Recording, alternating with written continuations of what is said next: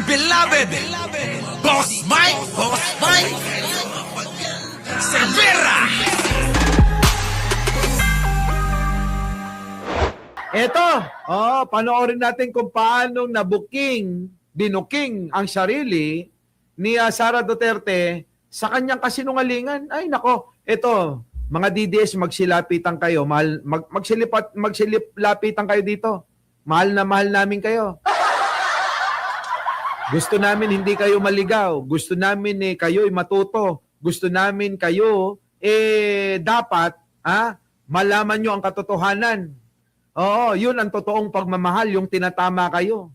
Masakit man sabihin na kayo nabubudol ng mga Duterte, kailangan nyo pong tanggapin.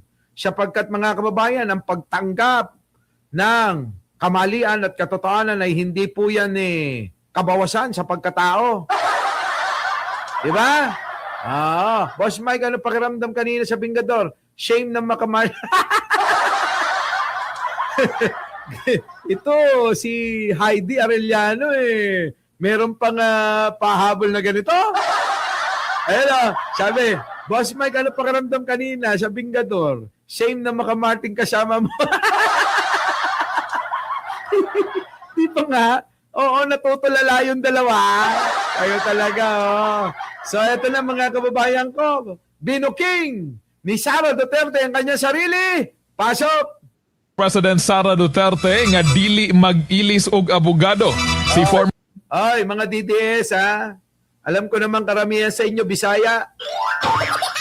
Eto na. Para sa inyo to Salita Bisaya para mas maunawaan nyo ng husto. Ganyan ko kayo kamahal. Kahit na konti lang. Yung aking nauunawaan. Basta maunawaan nyo lang. Ipapalabas ko rito. Oy. Sa mga hindi nakakaintindi ng Bisaya dyan, pagbigyan na natin yung mga DDS, eto na. Pasok! President Rodrigo Roa Duterte kun FPRRD alang sa iyang kaso sa International Criminal Court kun ICC. Sa interview kang VP Sara iyang gipangutana ang amahan kung satisfied ba kini sa iyang abogado diin daw dili maayo ang impresyon sa mga supporters sa nahimong dagan sa kaso sa kanhi presidente. Sinasabi mga kababayan, tatanungin daw si Digong kung satisfied ba siya sa kanyang mga abogado. Dito po, lalong-lalo na si Kaufman. Mga kababayan, napabalita nga po yan. Kahapon na papalitan na nga daw po si Kaufman. Tatanungin pa raw sa tatay. Ngayon, napaisip ako mga kababayan ko, bakit tatanungin pa sa tatay? Di ba sabi ni Sara, sira ulo na yon? Di ba sabi ni Sara, si Digong wala na sa katinoan? Bakit ganon? Bakit kailangan tanungin mo yung sira ulo? Bakit kailangan mong tanungin, Sara, yung ulyanin? Bakit kailangan mong tanungin yung tatay mong sinabi mo na may sira yung kanyang isip? Diba, mga kababayan ko, Junjun Adventure, Tama, mali. So ngayon, mga kababayan, napaisip ako. Mukhang may mali sa sinasabi ni Sara. Pakinggan natin. Apan matod pa ni FPRRD nga magpabilin ang iyang abogado diin kinigi pangunahan karon sa legal counsel niining si Attorney Nicholas Kaufman. Kita nyo mga kababayan ko? Sinagot daw ni Pangulong Digong ninyo na ang sabi, wag daw tatanggalin. Bernard Victor, mga Bicolano, mga kababayan ko, wag daw tanggalin. Bakit? Ibig sabihin, mga kababayan, nasa tamang isip pa yan. Atong minahon ang nahimong interview o pamahayag ni Vice President Sara Duterte. Eto na mga kababayan, pakinggan natin kung paano ibinuking ni Sara Duterte ang kanyang sarili. Isipin nyo maigi to,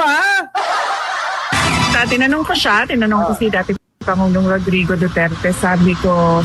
tinanong ko si dating Digong, na ano, Exactly kung ano yung tanong ninyo. Gusto mo ba palitan at hindi ka pa satisfied? kita nyo, saan ka nakakita mga kababayan ng sira na ang ulo, tatanungin mo pa? Yaan po yung lagi nilang sinasabi noon, na si Digong may sira na ang ulo. Hindi na ho nakakakilala ng tao. At hindi na po mga kababayan, nakakaalala rin ng mga nangyari. Bakit tatanungin pa ni Sara Duterte? Sige nga, isipin nyo maigi. Mga dides, lapit kayo rito. Lapit kayo, titiplaking ka namin kayo. Nakuha nyo, mga kababayan ko, yung ibig ko sabihin, ang press release nila, si Digong daw, sira na ang ulo.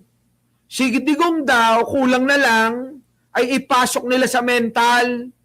Si Digong daw, mga kababayan, wala nang naalala. Hindi na makakilala kahit sila ng mga anak niya. Hindi na nakikilala. Sabi ni Sara. Anong katarantaduhan ito? Kung bakit, mga kababayan, si Sara tatanungin yung isang siraulo. Tatanungin yung hindi na makaalala.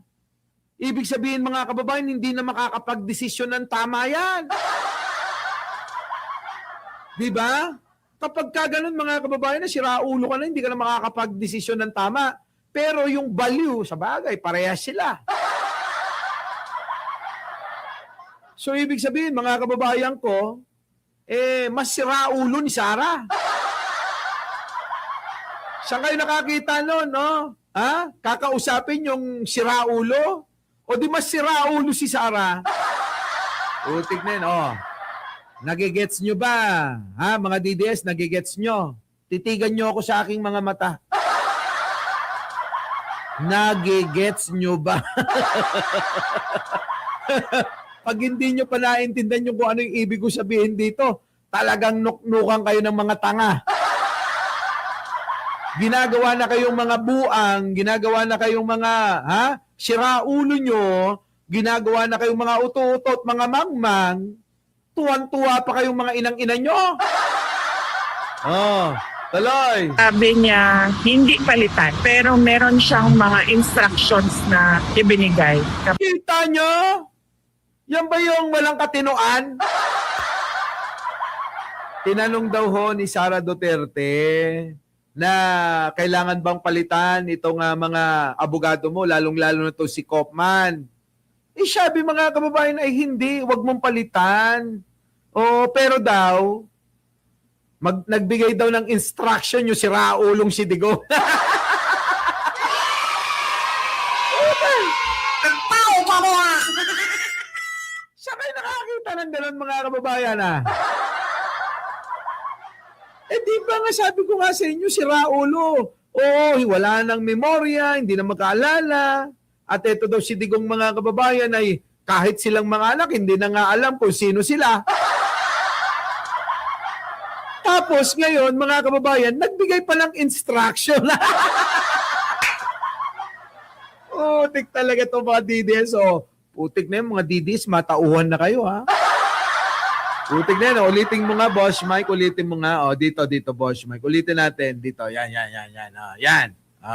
So, exactly kung ano ko siya, tinanong ko si dating Pangulong Rodrigo. President Sara Duterte. Ayan. Pakinggan nyo maigi, mga kababayan, Pakinggan nyo maigi ito sinasabi, Tinanong ko si dating Pangulong Rodrigo Duterte. Sabi ko, exactly kung ano yung tanong ninyo, gusto mo ba palitan at hindi ka pa satisfied? Sabi niya, hindi palitan. Pero meron siyang mga instructions na ibinigay kabahin sa legal team. So, hindi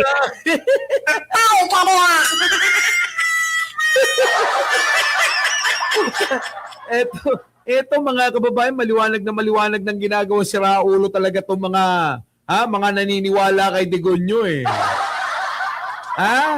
Ginagawa na sila si Raulo, tuwan-tuwa pa yung mga hayop na yan Siguro naman, isa na ho itong malaking ebidensya na itong pamilyang Duterte ay niloloko na lang yung mga naniniwala sa kanila.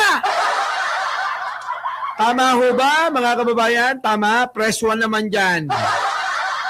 Di ba? Di ba, Bia Dumalin? Tama ba ako?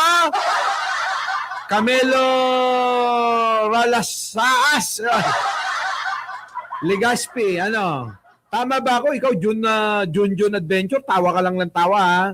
Tama ba? Press 1! Kung tama, ibang klase to. Oo. O ano pa? Shara. Sa legal team. So, Dito, Boss Mike, yan. palitan at hindi ka pa satisfied. Sabi niya, hindi palitan. Pero meron siyang mga instructions na ibinigay kabahin sa legal team. So, hindi ko na sabihin kung ano yung mga instructions dahil ano naman na yun.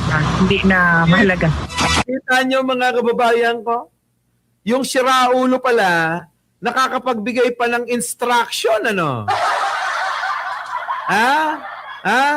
Mga kababayan, isipin nyo, yung sira na ang ulo, yung hindi na ho makaalala, yung pong wala ng memorya, na maging silang pamilya, hindi niya na kilala, abay, nakakapag-ibigay pa ng instruction talaga. Isipin nyo yan, mga kababayan, ha? Yan, maliwanag uli na ebidensya na ang mga DDS ay nuknukan talaga ng tanga. Our beloved Boss Mike Cervera.